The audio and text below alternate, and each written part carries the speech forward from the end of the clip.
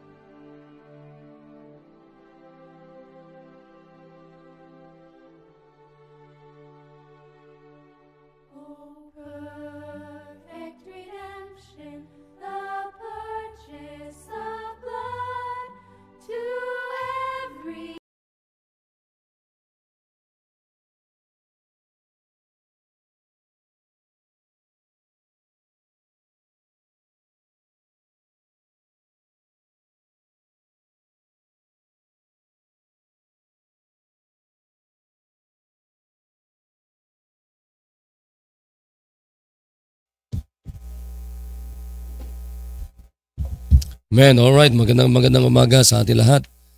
At sa mga nandiyan na di pa nagigising, pumangon na. Ito na yung first Saturday of year 2025. Kaya wag nating imimiss ito. Itong ating napakalagang family devotion natin. Ngayon, ang pag-uusapan natin ay ano yung vision natin sa Panginoon para sa ating pamilya. Yan ang pag-uusapan natin. Family vision para sa Panginoon. Ayan. So, kinakailangan yun ang ipahayag natin ngayon. Ano yung napakahalaga na nakikita natin na dapat natin gawin para sa kanya-kanyang pamilya natin. Yan ang pag-uusapan natin. Kasi pag hindi tayo kikilos, wala tayong plano sa ating pamilya, alam naman natin na dyablo ang magpaplano sa ating pamilya. Kamunduhan, laging magmamatigas yan sa kamunduhan, mabababad yan sa kamunduhan, hanggang sa makikita natin, matatapos na naman itong taong 2025, wala na naman nangyari sa ating pamilya. O, tinan nyo, isa-isahin natin yung nakarang taon. Bagamat hindi na natin ito maibabalik, pero dapat ang nakarang taon, nakaraan natin, ay kinakailangan dapat may matutunan tayo. Ano yung mga dapat natin gawin na hindi natin nagawa? Yan ang mga ano natin. Tinan nyo, dumaan ng 2025. Tinan nyo na maigi. Yung bang pamilya natin, na-intact ba natin sa Panginoon? O, yung bang pamilya natin, naging close ba lalo sa Panginoon o lalong lumayo sa Panginoon? So, nakakalungkot sa totoo lang.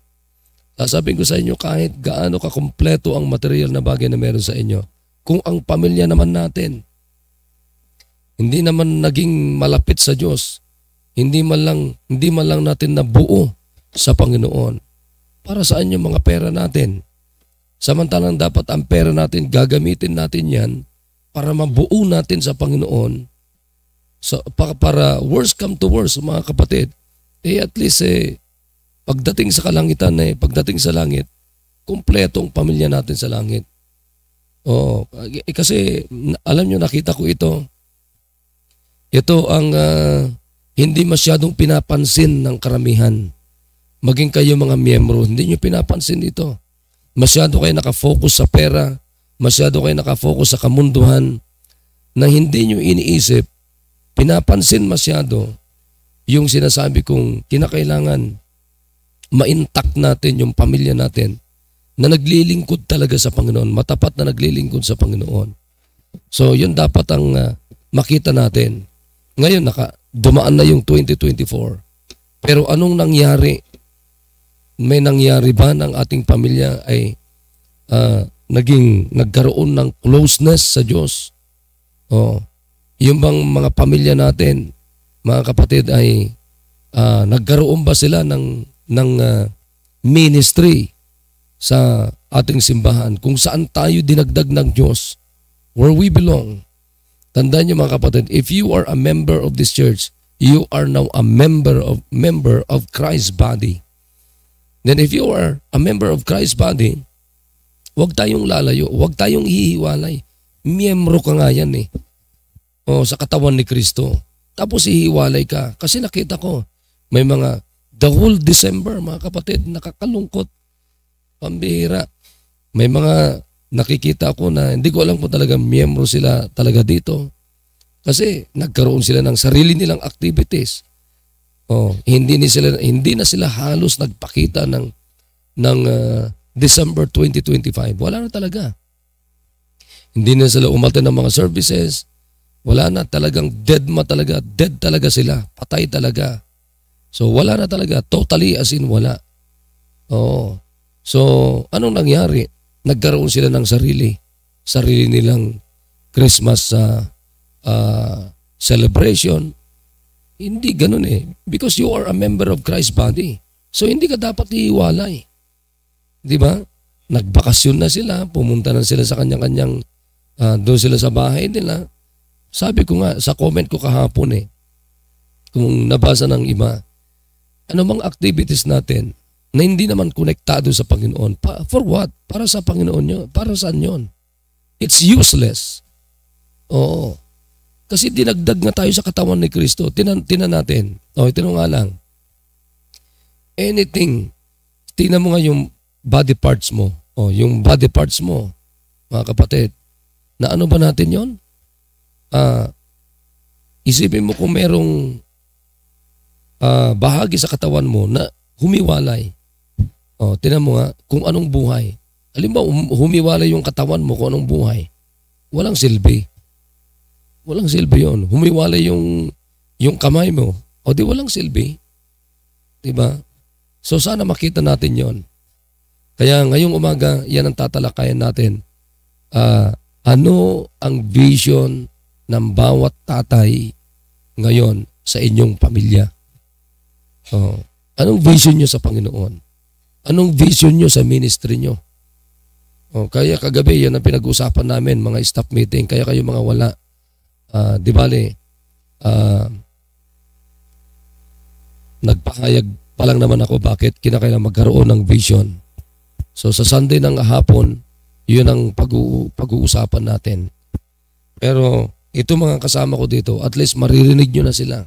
Ano ang vision nila sa kanilang pamilya?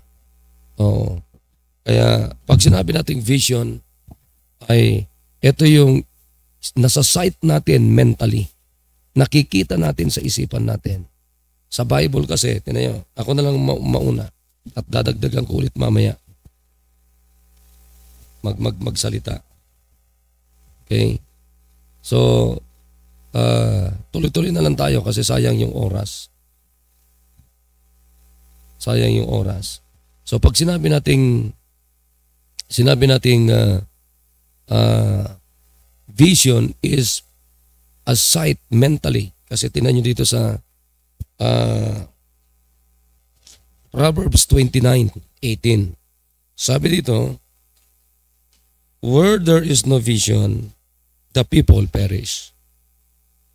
But he that keepeth the law, happy is he. So makikita natin dito, sabi ng Bible dito, so alam naman natin yan, that the writer of this book that God used is no other than King Solomon. And we know that King Solomon is the wisest man ever lived on earth. And he experienced a lot of every areas of lives of human being or men. Wala ka na maitago kay King Solomon. Naranasan na niya lahat yan. Pero alam niyo kung anong sabi niya? Kung walang nasa sight na mga anak ng Diyos, nakikita, naiisip para sa Panginoon. Anong sabi ng Bible? The people perish. So, the word vision means a sight mentally. Yung nakikita mo, naiisip mo na dapat mong gawin para sa Panginoon. Or the revelation or oracles of God. The act or power of seeing. Yung thought natin, yung yung naiisip talaga natin na hindi pwedeng hiwalay sa Diyos. Yan. Kaya revelation O katulad halimbawa, ano yung tinutukoy na revelation? That's the word of God. That's the law of God. Isipin nyo kung walang batas ng Diyos sa bahay ninyo. Isipin nyo kung walang salita ng Diyos sa bahay ninyo na dapat ninyong makita. Bawat miyembro ng inyong pamilya. Isipin nyo na maigi yun. Because another thing is, vision is the knowledge from the Old Testament. The knowledge revealing God's revealing heart or the mind of God through His Word. Yung nire-reveal ng puso ng Diyos sa pamamagitan ng salita ng Diyos. Kaya nga, ang gustong mangyari ng Diyos ay ilalagay yung isip ng Diyos, ilalagay yung puso ng Panginoon sa bawat puso ng ating pamilya. Miyembro ng ating pamilya. That's the word vision means. Now ngayon, ito ngayon. Isipin nyo ngayon, kung wala ngayon salita ng Diyos, si tatay, si nanay, bawat miyembro ng inyong pamilya. Isipin nyo yan. Isipin nyo ngayon. Alam nyo kung ano mangyayari, mga kapatid? Kung walang salita ng Diyos sa ating pamilya, ito ang mangyayari. Number 1, magkakaroon ng confusion. Number 2, magkakaroon ng disorder. Disorderliness. Ito matindi. Magkakaroon ng rebellion. Yan. Magkakaroon ng tinatawag na uncontrolled. Magkakaroon ng grievousness. Grievousness. So lahat yan mangyayari talaga. Oo, sasabihin ko sa inyo. Mangyayari talaga yan pagka walang salita ng Diyos na dapat makita, na dapat marinig, na dapat manatili sa bawat pamilya natin. Now let me give you the example. Dito sa 1 Samuel in chapter number 3. Yan. Ibigyan ko kayo ng isang halimbawa mula sa Biblia. Pagka walang vision. Ibig sabihin, pag walang salita ng Diyos sa tahanan.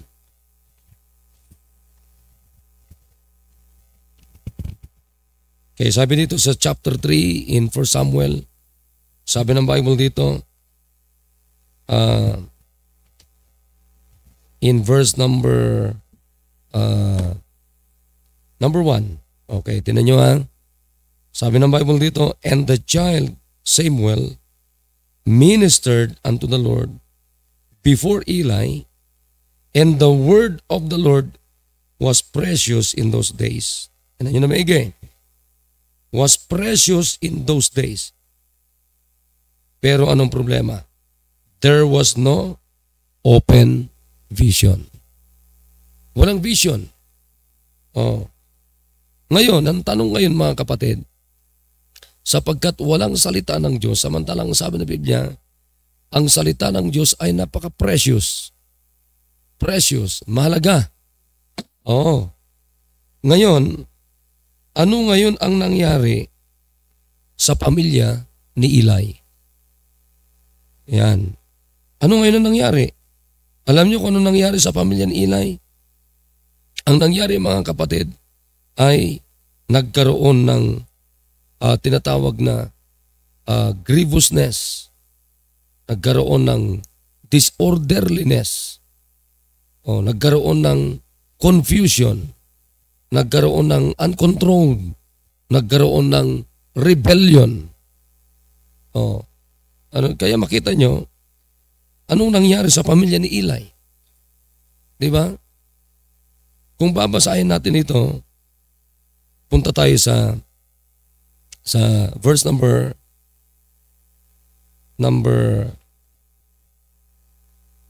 11. Sabi ng Bible diyan, and the Lord said to Samuel, behold, I will do a thing in Israel at which both the ears of everyone that heareth it shall tingle. In that day, sabi niya, I will perform against Eli all things which I have spoken concerning his house. When I begin, I will also make an end. Tinan nyo anong pinupuntirya mga kapatid ng Diyos yung pamilya ni Eli? Na makinig kayo. Ang tanong ko ngayong umaga, palagay ninyo, hindi ba interesado ang Diyos sa inyong pamilya? Yan ang tanong ko ngayon eh. Ngayon ang tanong ko ngayon mga kapatid, kung ang Diyos ay interesado, ang Diyos sa bawat pamilya natin, bakit ang Diyos interesado? Because God established the family. Sa Diyos ang Diyos ang nakaisip na bumuo ng pamilya. Huwag natin kakalimutan. Kaya nga sabi ng Biblia, except the Lord build the house, they labor in vain that build it. Except the city, ano nakalagay doon? Diba? Tanggalin mo ang Diyos sa gobyerno. City represents government. Oh, tanggalin mo dyan, magulong gobyerno. Tanggalin mo ang Diyos sa pamilya, magulong pamilya. Magkakaroon ng confusion. Magkakaroon ng rebellion. Oh, di ba? Kaya sana nakikita natin ito. Nakikita natin ito na magkaroon ng Diyos talaga sa ating pamilya. Tingnan nyo ngayon kung anong nangyari sa pamilya ni Eli. Anong nangyari sa pamilya ni Eli? Anong sabi ng Bible dyan? Sapagkat sa panahon na ito, there was no open vision. Bakit? Because Eli, the prophet of God, hindi niya nakontrol ang kanyang pamilya. Ha? Propeta pa ito ha. E paano kayo? Lalo na kayong hindi propeta. Oh, sige nga. Kaya nga may simbahan tayo, dapat natin i-intact ang ating pamilya sa simbahan because this is the body of Christ. And you are a part of Christ's body. And if you are a part of Christ's body, pinakamaganda, ang susundin natin is the head. And who is the head? Jesus. Jesus Christ. At naglagay ang Panginoon ng pastor dyan, the under shepherd, mga kapatid, na dapat yan ang mamuno sa ating simbahan under the chief shepherd, the Lord Jesus Christ, the head, para ibigay sa atin yung salita ng Diyos, para maalagaan yung ating pamilya. Yun ang napakalaga na dapat makita natin. Tingnan nyo ngayon, anong nangyari ngayon? Ang sabi ng Bible dito, for I have told him that I will judge his house. Yun. Forever for the iniquity which he knoweth, because his sons made themselves vile. Kita niyo yan? He restrained them not and restrained them not. Gumagawa ngayon ng kalokohan yung mga anak niya, pero hindi niya sinasaway. O, tingnan nyo ngayon mga kapatid. Pakinggan nyo na maigi ito. O, kayong mga tatay na alam niyo naman na hindi gumagawa ng katinuan ng anak ninyo, pag hindi nyo sinasawayan, sasabihin ko sa inyo, ano mangyayari mga kapatid? Magkakaroon ng rebellion sa inyong pamilya. O, at ang sabi mo ng Bible dito, and therefore I have sworn unto the house of Eli, that the iniquity of Eli's house shall not be purged. Yun ang matindi dito. With sacrifice nor offering forever. O, makita nyo dyan. Ano sabi ng Panginoon? Wala nang remedyo. Napakatindi ito. Ako na mismong kakastigo. Makinig kayo mga kapatid. Pagka hindi kayo nakinig sa ipinapahayag ng men of God, mga kapatid, mamamatay ang revelation ng Diyos sa inyong pamilya. Ibig sabihin, anong ibig sabihin ng revelation? Yung salita ng Diyos na nire-reveal, ibinibigay ng Diyos sa inyong pamilya. At pagka wala ng salita ng Diyos na ibibigay, tinatanggap ng inyong pamilya, ano ngayon mangyayari mga kapatid? Hindi nyo na kayang sawayin ang dapat sawayin at pigilan, mga bagay na dapat pigilan sa inyong pamilya. Sasabihin ko sa inyo. Kaya makita nyo, saan nagtapos ang pamilya ni Eli? Nagtapos sa tinatawag na ikabod. Anong ikabod mga kapatid? Ibig sabihin wala ng Diyos dyan. Oh, gusto nyo ba na inyong pamilya mga kapatid magtatapos kayo na walang Diyos? Ambira talaga oh. Sana makita nyo ito. Oo. Makita nyo ito. Puros ano na lang eh.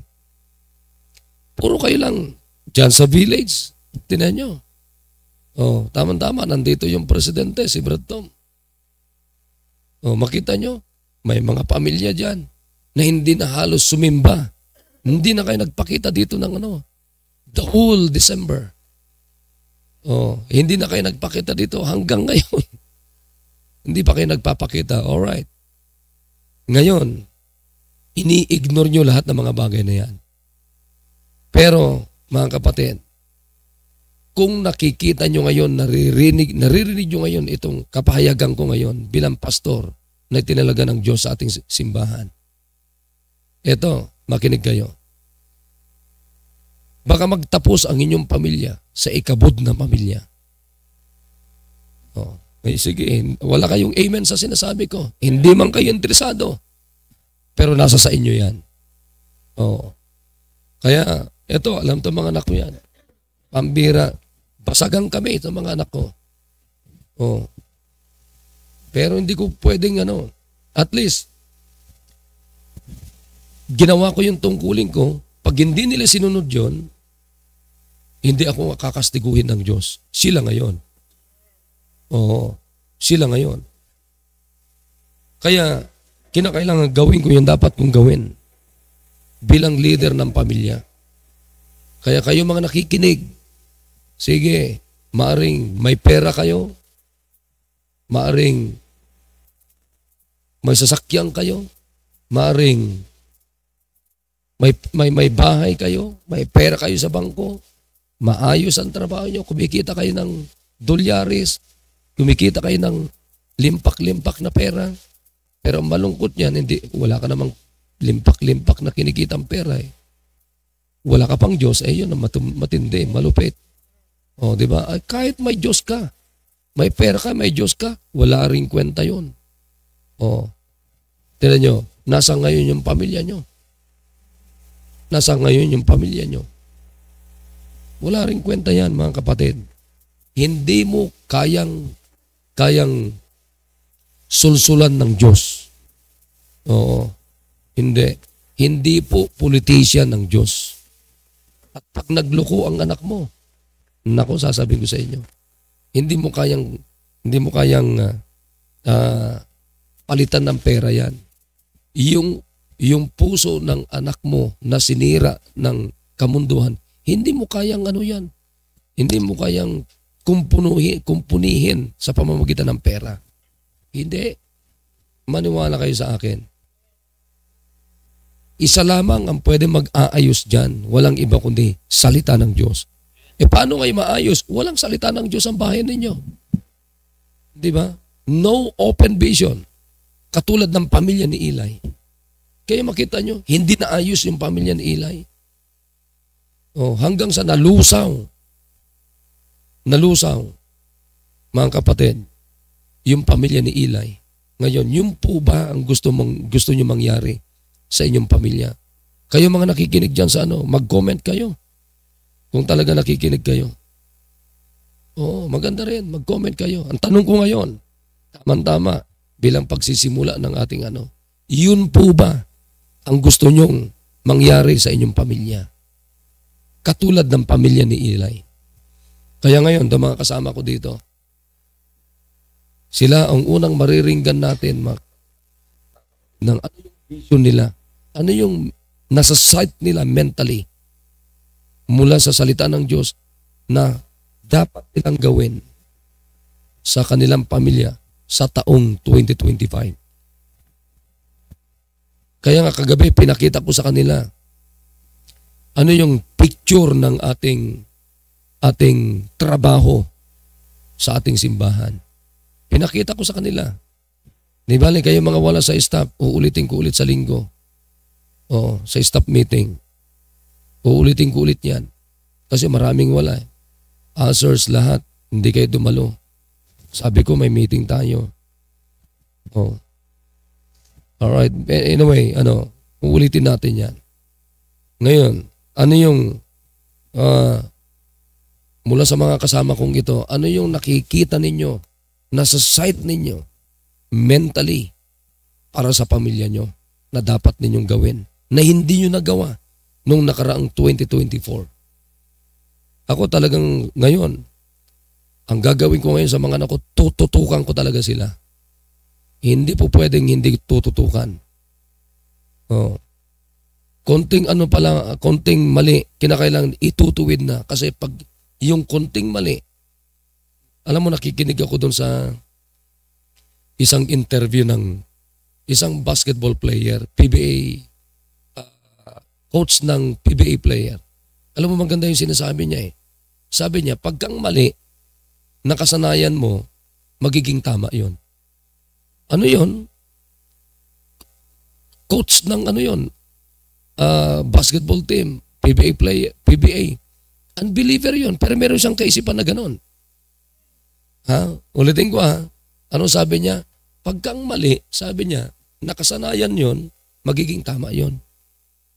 So hindi po pwedeng makasanayan ng isang mali sapagkat isang araw magiging tama para sa iyo. Oh. Tingnan niyo yung mga kapatiran na nasanay silang hindi umaten ng pananambahan. So nagiging tama yon. Nasanay na silang mag-quit sa ministry. So kaya nagiging tama yon. Oh. At marami pang iba. Sasabihin ko sa inyo. Kaya, sige, mauna ka, Mark. Ano yung nasa site mo mentally na dapat mong gawin sa pamilya mo? Alam mo, kagabi, nagme-meeting tayo. Maligalig na yung anak mo. Oo. Kaya ngayon, kung kailan mo ititrain yan? Sabi ng Bible, train up a child in the way he should go. Oh, kaya yan, wag mong wag mong i-spoiled yan. Pag na-spoiled mo yung anak mo, kalalakihan niya yan, isang araw, nakakalungkot pag maging ikabod yan. Oh. Parang nakakalungkot mga pinagsasabi ko. Kanina pa wala malang tayong amen mga kapatid. Ewan ko sa inyo. Ako, di baling makipagbugbugan ako sa Diablo, at least nakipagbugbugan ako para sa anak ko. Oo. Oo. Kaya, ikaw, Mark, ano yung vision mo sa pamilya mo? O, kay Tintin, ngayon, buntis mo si Tintin? O, microphone. May microphone ka. O. Ay, tama yun. O, magdadalawang na ang anak mo. Ay, kinakailangan ayusin mo. Pag hindi ka naging matigas na tatay, sasabihin ko sa iyo, pupulutin ka sa pansitan. Oo. Kaya kinakailangan, bata pa lang mga anak mo, kinakailangan makita nila yung leadership mo. Oo. Sige, ano yung nasa site mo mentally para sa pamilya mo ngayon? Pamilya ang pinag-uusapan na, hindi muna yung grupo mo. Pamilya ang pinag-uusapan. Oh. Amen. Good morning po. Yun, napaganda po yung sinabi ng ating mahal na pastor na ano yung vision sa pamilya. Especially sa aking pamilya. Una-una ay number one na makita sa aking sarili ay yung matured spiritually. So yun ang dapat nakita ko sa sarili ko, na naging wicked, na naging kahinaan ko sa naging kahinaan ko sa mga ilang taon ay yun yung naging nakita kong weakness sa sarili ko, na nandun yung talagang hindi mo maalis talaga sa iyo yung talagang nandyan yung naging katamaran na una-una sa panalangin, at yun talaga yung doon ka tatargetin ng Diablo eh. Yun. Na pag weak ka sa panalangin ay talagang yung dapat tamang gawin mo sa pamilya mo ay hindi mo magagawa. Kaya talaga this year, lalo na sa pamilya, ay talagang una-una ay yung mag-mature ako spiritually. Kaya nagwala ko personal sa aking sarili na magbasa ng Bible at manalangin, at doon is kasama ng aking pamilya. Kasi hindi lang pamilya ang nasa kasama ko, nandoon yung kapatid ko, nandoon yung hindi lang kasi yung pamilya mo kasama mo eh. Nandiyan yung pamilya na Hindi, pamilya mo pa rin sila eh. yan, opo, sir. Oo. Kaya, Ang tinutukoy natin, yung first family mo. Kasi hindi na sila yung first family mo. Ang first family mo, si Tintin ngayon, tsaka si Makmak. O, yan na. At saka yung susunod, si Mikmik, di ba? Ano ba yung babae? Oo. Oo. Sige. yan. So, yun na, sa aking pamilya, ay goal ko talaga, una, sa aking mismo ako, na bilang isang tatay na magkaroon ako ng salita ng Diyos. Kasi talagang nakita ko, maraming pamilya na kaya ang goal ko sa pamilya ko sa taon na ito ay una ako pagbutihin ko yung ginagawa ko sa Panginoon at mas lalong maging blessing sa aking pamilya at napanalanginin at lalong-lalo na yung anak namin ay talagang unti-unting talagang lumalaki, hindi pa bata palaki. So ang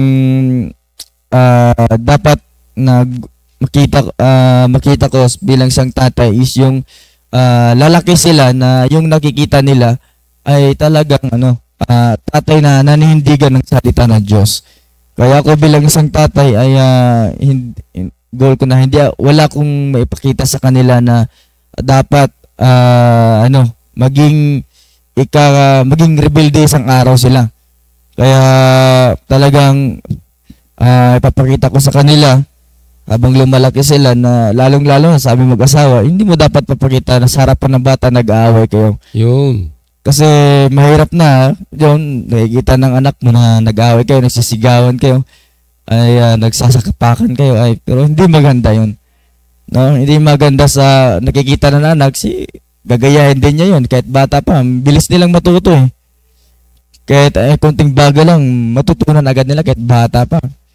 Kahit konting bagay lang na bagay na hindi sa'yo, tapos kinukuha na, doon pa lang, sabi nga ni Pastor kanina, kahit maliit na bagay, kung hindi mo maayos yan, talagang maging tama na. No, maging tama na yung ginagawa. Yung pagnanakaw, parang wala nang pakialam. Pagsisinungaling, parang tama na sa kanila.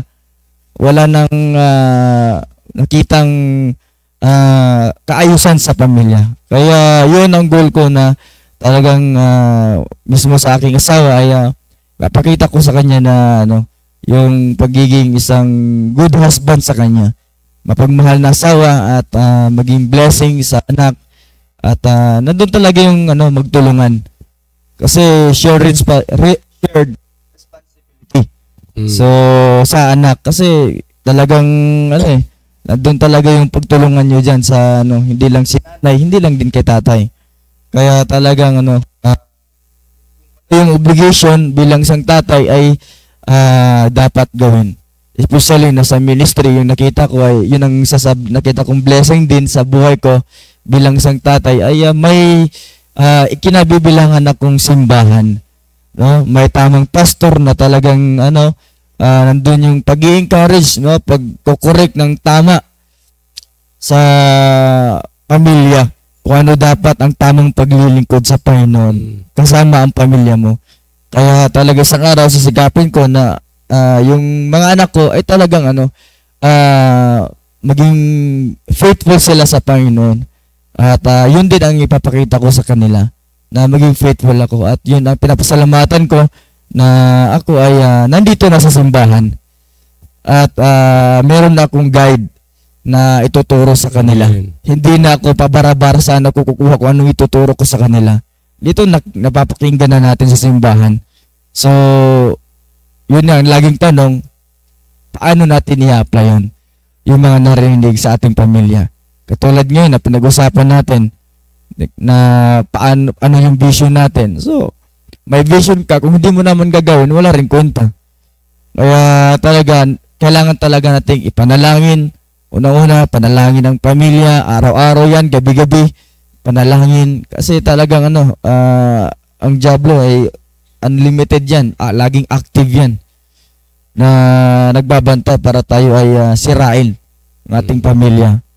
Kaya sir, thank you po. At yun yung goal ko na talagang maging close ako sa Panginoon, kasama ang aking pamilya, at maglingkod kami ng tapat sa Panginoon. Yes.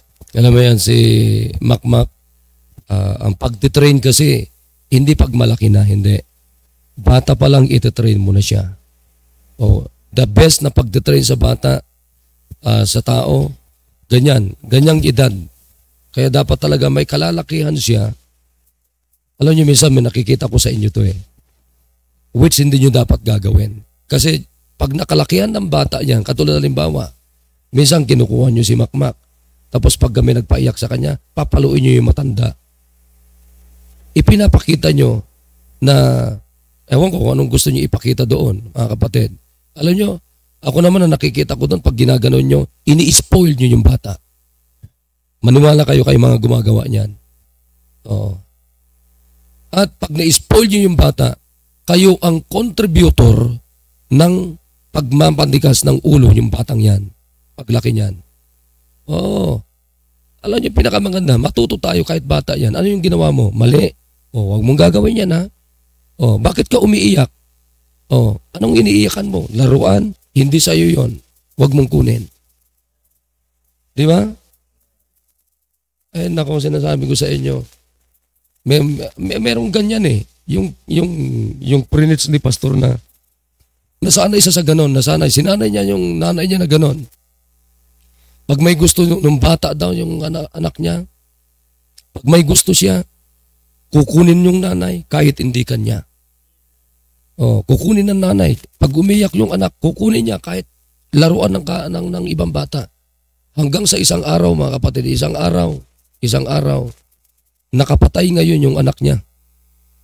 At nung nakapatay yung anak niya, ikukulong na siya, lifetime imprisonment.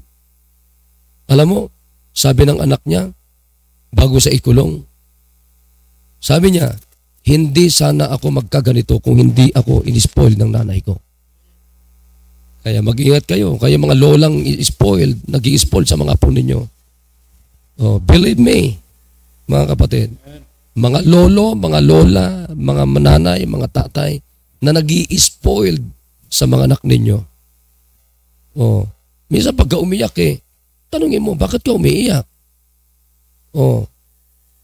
Yung laruan mo, kinuha ng iba. Di mas maganda pa nga, i-share mo yung laruan mo. Di ba? Tapos may kukunin siya na laruan. Laruan ng kapwa niya bata. Kukunin mo ngayon. Kasi umiiyak yung anak mo. So anong ginagawa niyo dyan? Ini-spoiled ninyo yung inyong mga anak. And that is worse. Sasabihin ko sa inyo, napaka-worse yan. Maniwala kayo sa akin. Very worse. Hanggang sa makalakihan ng anak ninyo, ayan na. Nagkaroon ka ngayon ng anak na walang Diyos, rebelde, makasarili. Di ba?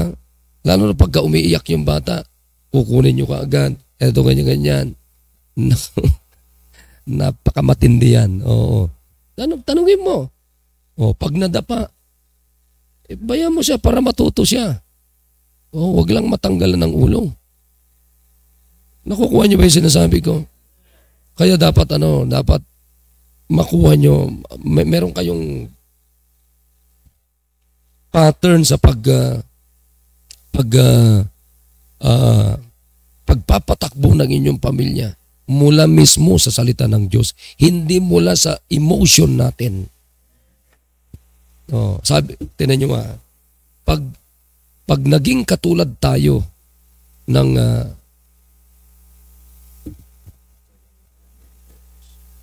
pag naging katulad tayo ng pamilya ni maraming distraction Pag naging katulad tayo ng pamilya ni Eli, nagtapos siya sa tinatawag na ikabod. Anong ibig sabihin ng ikabod? Nawala na yung gloria ng Diyos. Nawala na yung gloria ng Diyos.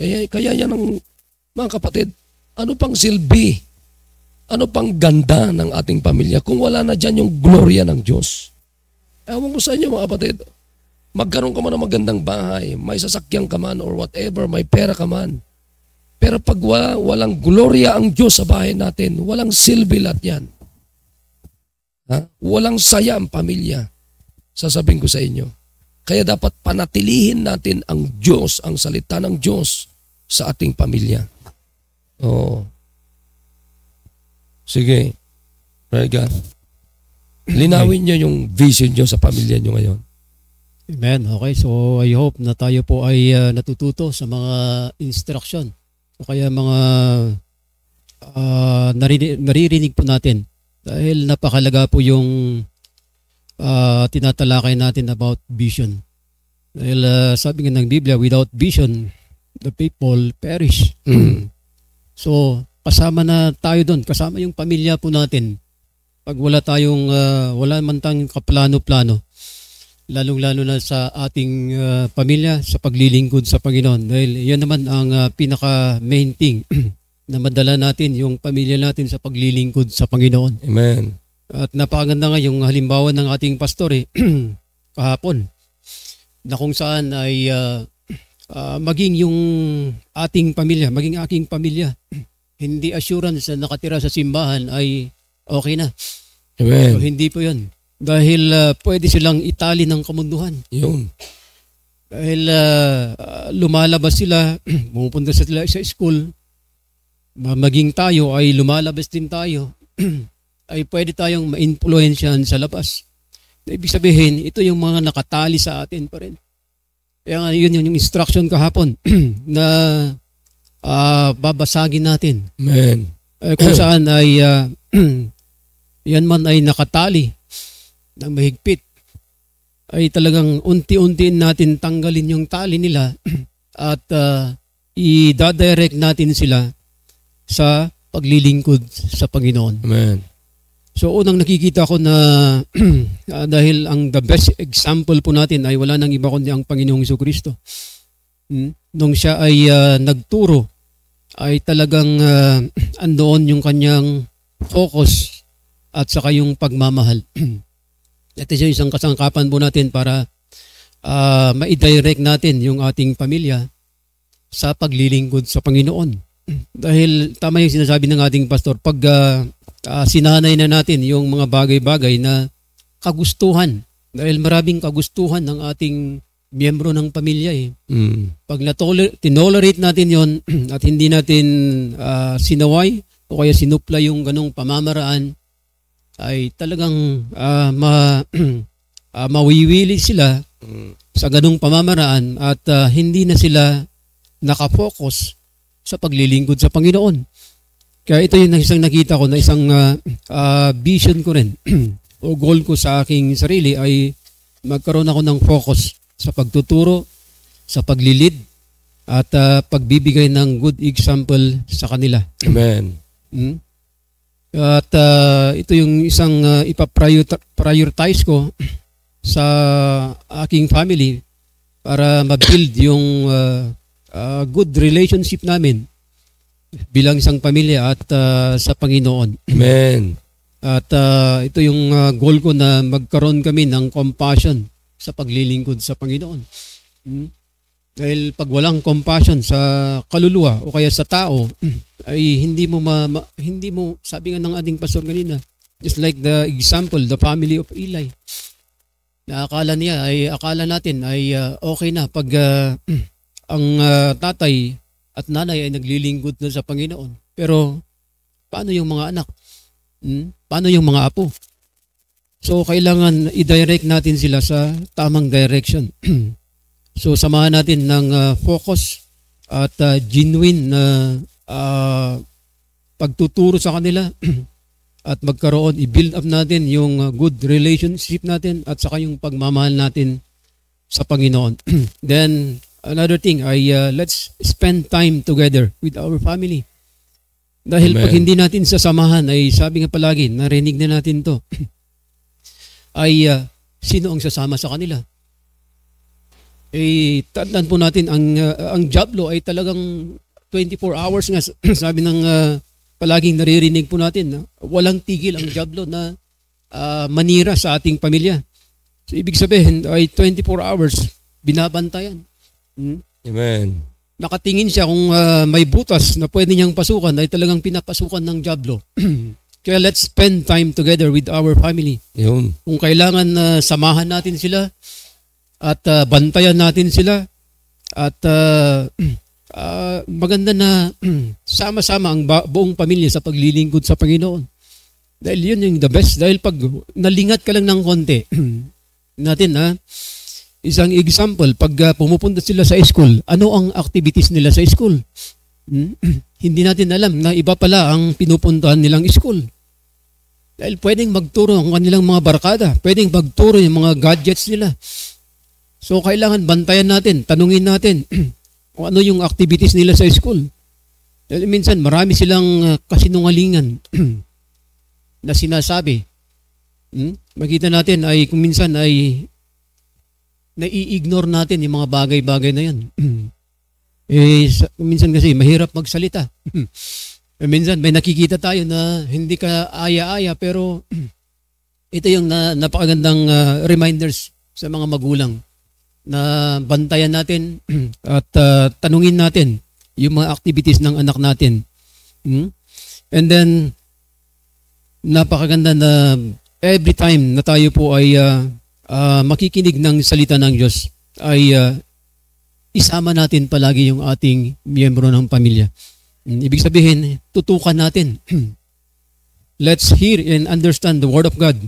Dahil yung active na pakikinig ay napakalaga. That is essential sa growth ng ating spiritual na pamumuhay. Natin minsan na may nakikita tayo na mga bata na wala silang o mga magulang walang pakialam sa mga anak. Tinotolerate natin habang nagsiservice, kumakain, kung ano-ano ang ginagawa, ay tinotolerate natin. Sabi nga ng ating pastor, pag hindi natin tuturuan yan, mawiwili sila sa mga ganong kapamamaraan. Kaya nga maging yung aking kaisa-isang anak na babae ay kailangan bantayan. Dahil pag nalingat ka lang ng konti, iba na yung activities nila. Kaya ito yung nakita kong pamamaraan. Kailangan i-focus natin yung pag-train sa kanila at yung genuine na pagmamahal sa kanila na i-direct natin sila sa Panginoon. Tanggalin natin o kaya unti-untiin natin, basagin yung mga hindi kaaya-aya na activities nila sa kanilang buhay. At the same thing sa bawat isa sa atin ay bilang isang magulang ay marami rin tayong ayusin sa ating sarili. Sabi ko kahapon sa Bible study ko ay talagang mahirap mag-minister, mag-disciple kung ikaw mismo ay hindi ka maayos. Kaya napakalaga na ma-establish din natin bilang isang magulang, i-establish natin yung good relationship natin sa Panginoon. Kaya nga meron tayong vision, meron tayong goal para ito yung mag-motivate sa atin para gawin natin yung mga bagay-bagay na sa ikaayos ng ating sarili at sa ating pamilya. So yan lang, i-share ko. Magandang umaga. Happy New Year sa bawat isa. Okay, so ang gusto kong mangyari ay eto gawin nyo pati kayo mga nandiyan na nakikinig sa Facebook. Alam nyo magandang gawin nyo. Isahin nyo talaga ano yung vision ninyo para sa pamilya nyo. Na dapat maging vision na mula sa Diyos. Isa-isahin nyo. Ito yung gusto kong mangyari. Ito yung gusto kong mangyari. Yan. Nung ano pa lang, lagi kong sinasabihan itong mga to. Sabi ko, at least si Mishak, may sasakyan na siya na dinadrive. At gusto ko naman, napakaganda yung sinabi niya nung gusto ko, sabi niya, pagbalik ko, laging puno yan sa simbahan. Sinabi niya yung vision niya sa kanyang area. At sabi ko kay Negong ayusin mo yung sarili mo. Kasi pag dumating yung sasakyan, ikaw naman ang gagamit niyan. Anong silbi ng paggamit ng sasakyan kung yung gumagamit hindi maayos? Di ba? Kaya nga sinasabi ko dito pero hindi pa niya nakikita siguro. Sabi ko rin kay Belte, ayusin mo Belte. Dahil isang araw, matuto ko rin mag-drive. Kaya pinakamaganda ngayon pa lamang. So makita nyo, iniisip ko itong mga anak ko eh. Kaya nga sinasabi ko sa mga leaders kung saan na member to ito si Belte, si Nego. Katulad nung sabi ko sa kanya, tingnan mo, ang sabi ko, ayokong umaalis kayo na wala kayong kabady. Instruction ko yan. Umalis, walang kabady. Sinisisi niya yung group. Bakit hindi mo tanungin? Kaya alam mo, itong mga anak ko, konting lang, kinakailang masupla ko yan. Kung hindi masupla, yung dapat suplahin, sinong susupla? Paano titino? Hindi titino yan. Kaya alam mo, ang magandang gawin natin, una tayo mga magulang, maging spiritually established tayo. Kinakailangan maging spiritual tayo. Hindi naman tayo perfecto. Wala namang spiritual na perfecto. Pero mahalaga maging spiritual tayo. Anong ibig sabihin yan, mga kapatid? Kinakailangan yung isip mo laging impluensya ng spiritual na bagay. Spiritual na yung puso natin, yung isip natin. So that pag nakita mo yung anak mo, mali yung ginagawa, kinakailangan suplahin mo kagad. Ito yung maling ginagawa mo, ito yung dapat mong gawin. Dapat ganon. Kasi kung hindi natin gagawin ito, pag hindi mo na-supply yung maliit na mali, isang araw, kalalakihan niya yan. Isang araw, suplahin mo man, hindi mo na masuplayan, katulad ni Eli. Ang matindi dito, tumanda na sa Eli, wala na siyang makita, mahina na yung mata niya, wicked yung mga anak niya. Akalain mo na, yung Ark of the Covenant, napunta mismo sa kanila, pero hindi nila pinahalagahan. Hanggang they have the privilege to have that Ark of the Covenant, pero hindi nila pinahalagahan. Saan nagtapos yung pamilya niya? Wala malang sumunod sa kanya na naging propeta. Kaya, ewan ko. Kaya kinakailangan tutukan natin ngayon. Magkaroon tayo ng vision sa ating pamilya para sa Panginoon.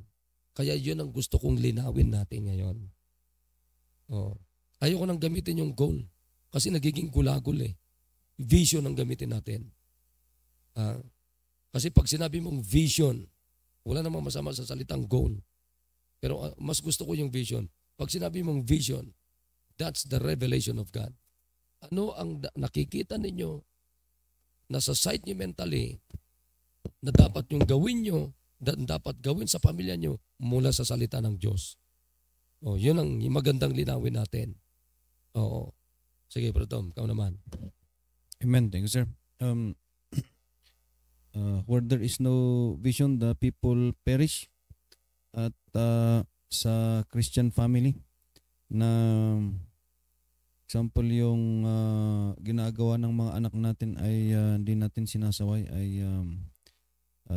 sa verse 15, the rod and reproof give wisdom, but a child left to himself bringeth his mother to shame. So katulad ng nangyari kay Eli, ay yun ang bagay na paalala sa bawat isa sa atin, na naway hindi natin pahintulutan na mangyari sa mga susunod sa atin.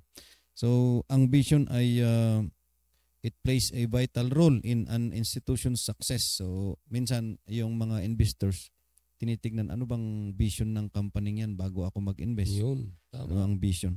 At yung vision ng isang institution ay it guides decision making at saka it sets priorities. Sa pamilya natin ay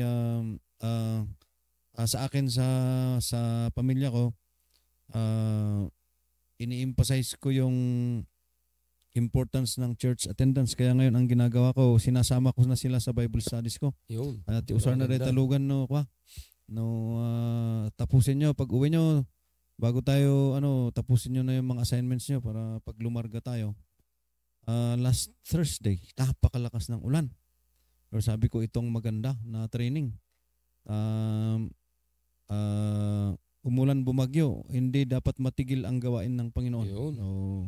Lagi dyan, iti banbanag nga matamaan man ng sasakyan ng bato basta nagampanan natin yung tungkulin natin sa Panginoon. Daan dyan naman yung pag-ingat ng Diyos. Kaya at maganda na bukang bibig ng mga anak natin ay simbahan. Yun. Pangalawa, yung importansya ng ministry. Yun. Kasi idol ang buhay natin pagka hindi natin naiintindihan kung ano ba ang ministry talaga. At kung ang ministry mo ay mahalaga sa iyo, yan ang kasiyahan mo ay magiging fruitful yung buhay natin bilang anak ng Diyos. Bilang mga magulang, tayo na nandito ay magpasalamat tayo kasi we would say mas naiintindihan natin yung gawain ng Panginoon. Now, privilege natin ito na may mga kapatiran din tayo na minsan kahit magulang ay nalilihis. Gamitin natin yung katulad kagabi, sumaglit lang talaga ako sa village. Pinaalalahanan ko sila sa attendance natin, sa church attendance kasi nga yun ang tungkulin din kasi natin yan. Kaya at least naabot ko pa yung meeting pagbalik ko. As I was saying, mas maganda na tayo yung nakakaunawan ng mga bagay-bagay at hindi na tayo kasali sa sinasaway ni pastor. Ay kaya nga church para meron tayong ginagampanan na tasking at yun yung itrabaho din natin para hindi mahirapan yung leader natin sa simbahan. So yun, lesson learned kasi kung talaga hindi natin sa simpleng ako lagi ko din sinasabi yun, yung mali na lagi mong tinatama ay ginagawa nagiging tama. Yun, totoo yun. Pero mali pa rin. Mali pa rin. Kaya yan lang po, sir. Thank you. Amen, amen. So, ganun ang gagawin natin mga kapatid. Kayo mga nakikinig dyan. At alam nyo maganda, mag-usap kayo, buong pamilya. Ayan, ano yung gusto mong gawin? Mula tatay, nanay, mag-usap kayo. Kaya nga dito kami mga full-time, nag-usap na kami. Ito yung dapat gawin. Anong gagawin mo? Pero mukhang yatang sumala eh. Unang Bible study pa lang, yung iba hindi na lumabas. Napansin nyo ba yun? Unang Bible study pa lamang, hindi na kayo lumabas. Ako kaya hindi ako lumabas. Kasi nirest ko yung yung throat ko. Nire-reserve ko para sa linggo. Siguro nire-rest din nila siguro yung throat nila. Kasi nung Wednesday, halos wala na ako. Kaya halos ayaw ko na magsalita eh. Nakita ko, nandiyan lang yung iba, tulog. Pambira, sabi ko, anong klase ito? Kaya wala. Yung isinulat nila, hanggang papel na naman yung karamihan. So parang niluloko mo lang sarili mo pagka ganon. Kalokohan pa rin. Kaya kayo mga hindi lumabas nung nag-Bible study maniwala kayo sa akin. Bakit ganyan kayo? Kasi nasanay na kasi tayong sumulot lang sa papel. Ito yung goal ko, ganon. Nasanay ka na eh. Ilang taon mo nang ganyang ginagawa. Kaya nga yung iba sa inyo, kahit yung soul winning everyday, puro attempt lang kayo. Pero pagka wala na, hindi nakasanayan kasi ng isip nyo yun eh. Hindi nakasanayan ng isip nyo, hindi nakasanayan ng puso nyo yun. Hindi nakasanayan ng muscle memory nyo yun. Kaya hindi mo talaga nagagawa. Kaya ang kinakailangan nating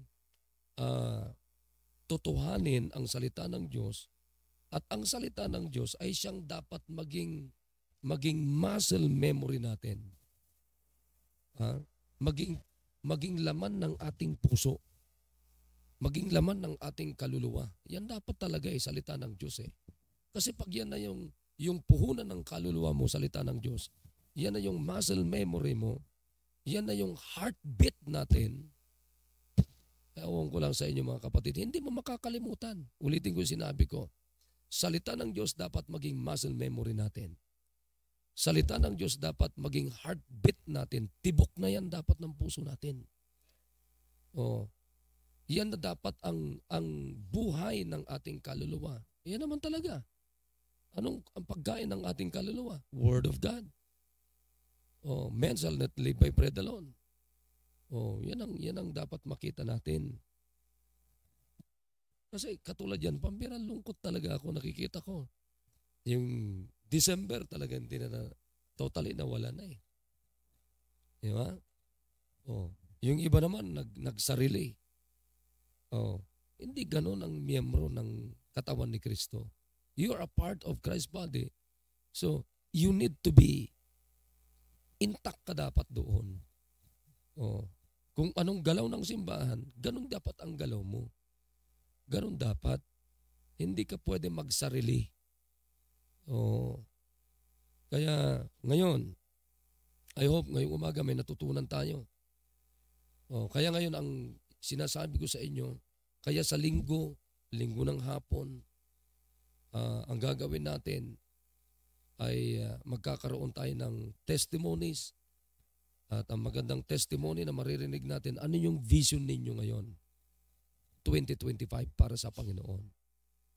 Anong vision ninyo with your family para sa Panginoon? Gumawa kayo. Huwag tsamba. Gumawa talaga. Isulat mo talaga yan. Sabi ko nga, kung isinulat mo yan sa papel, guntingin mo yan, ilagay mo dito sa may cover ng Bible mo para lagi mo nakikita. Ako dito sa Bible ko, meron akong dinikit dito. Meron akong sinulat dito na gustong-gusto kong laging mabasa, gusto-gusto kong laging marinig o mabasa o nakikita. Kaya isinulat ko dyan. Katulad nito, meron ako dito mercy, grace. Halimbawa lang ito. Nilista ko dito nakalagay dyan, mercy is not getting what we deserve. Grace is getting what we do not deserve. Nilagay ko dyan kasi gustong-gusto kong makita ito lagi. Ganon ang gagawin natin. Kaya sa mga nandito, sa lahat, kayo mga members dyan na nakikinig, kinakailangan i-ano nyo to. Tandaan nyo itong sinasabi ko. Okay? So ngayon, Sabado ngayon ay pupunta ng area, leaders, mga grupo. Huwag naman kayong pumayag lang na isa, dalawa ang bisita. Hindi. Dapat lagi nyong nalalagpasan. Minimum nga dapat 10 grupo nyo. Kaya panahon naman na para ang Diyos ay siyang seryosohin natin sa buhay natin. Amen ba, mga kapatid? Kasi napakaseryoso natin sa ibang bagay. Sa Diyos, hindi. Napakapangit naman po yun. Samantalang ang Diyos, seryoso sa atin hanggang sa kamatayan sa krus ng Kalbaryo. Hanggang sa eternity, seryoso ang Diyos. Hanggang saan yung kaseryosoon natin. Alright.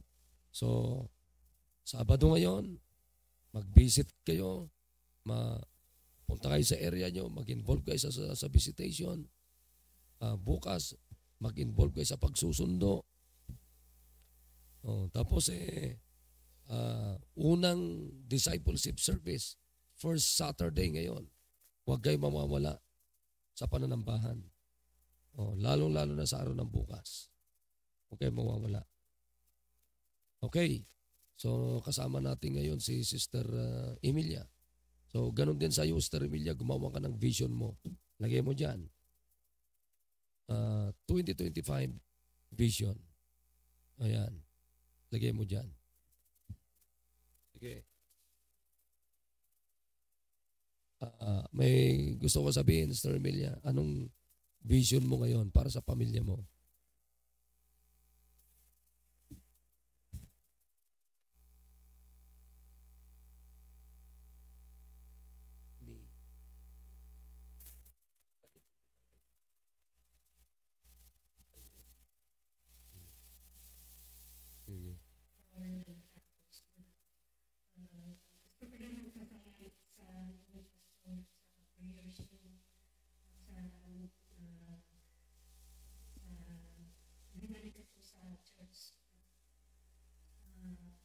Ipagpatuloy niyo pa rin ako ipag-pray para magpatuloy sa PSS kasi hindi po biro yung schedule ko, lalo po yung sa sa practicum hour na lagi akong na inaalis sa kasi naka-off cam nga ako.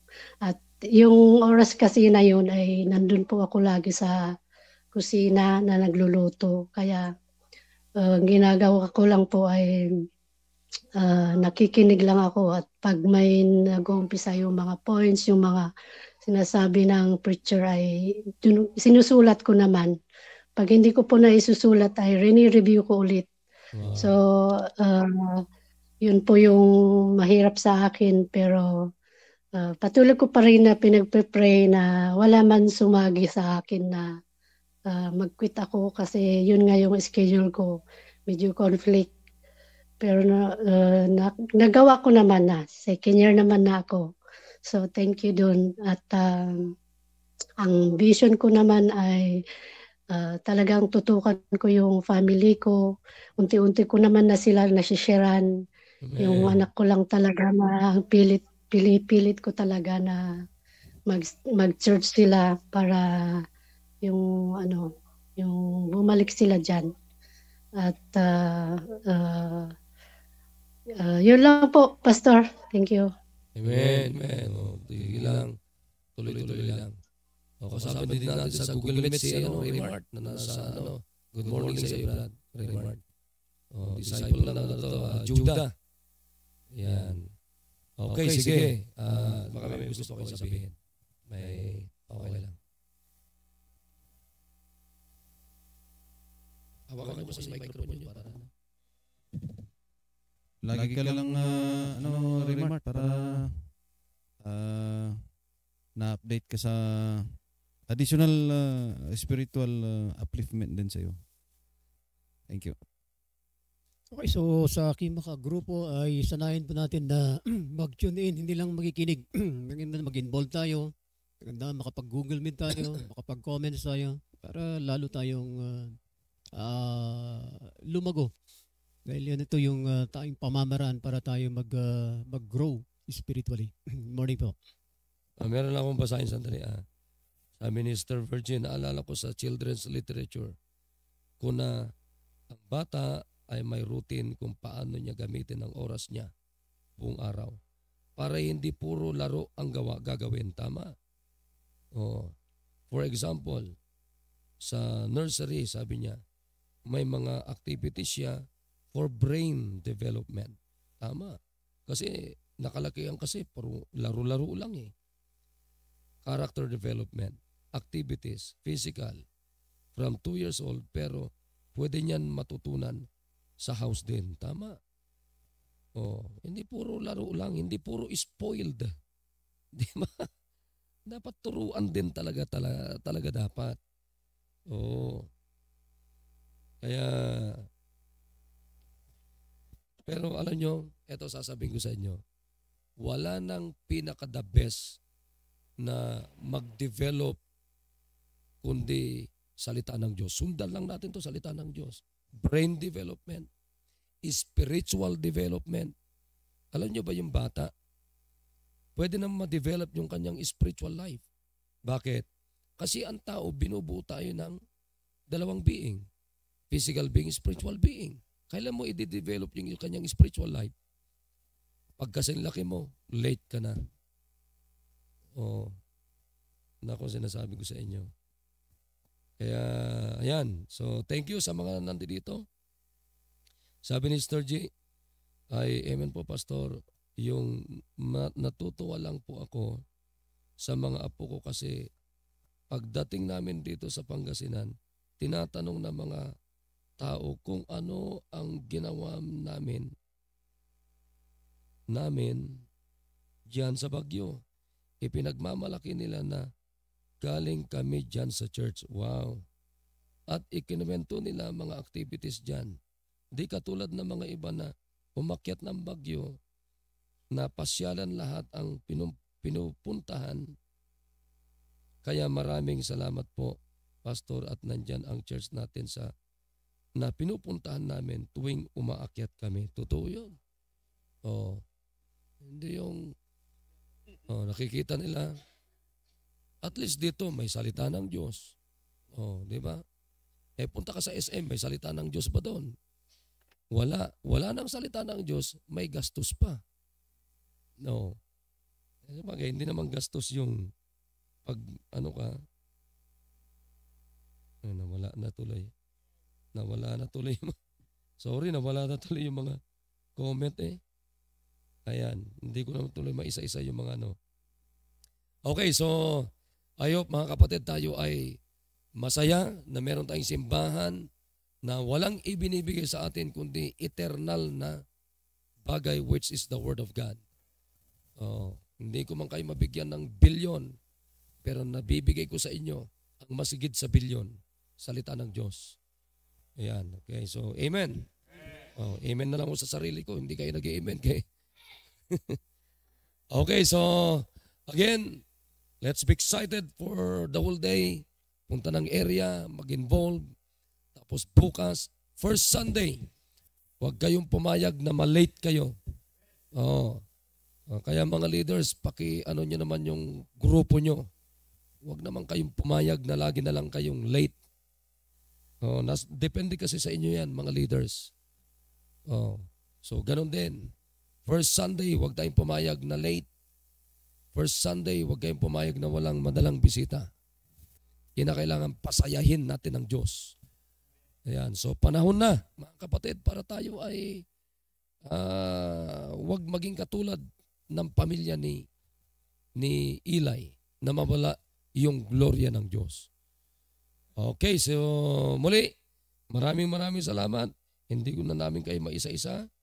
Mga nandiyan, mga kapatiran na nakikinig, nanonood o nakikinig sa ating napakahalagang family devotion ngayong umaga. Okay, so alam ng Diyos yan na mahal ko kayo sa Panginoon. Alam ng Panginoon yan. Kaya nga sinuko ko yung buhay ko para sa inyo ito, mga kapatid. Para sa inyo ito. Hindi na ako naghanap ng extra na trabaho, kundi ito na talaga. Para sa inyo ito. Isinuko ko yung buhay ko para sa inyo. Oo. Sige, tayo'y magwakas sa panalangin. Brother, pray ka.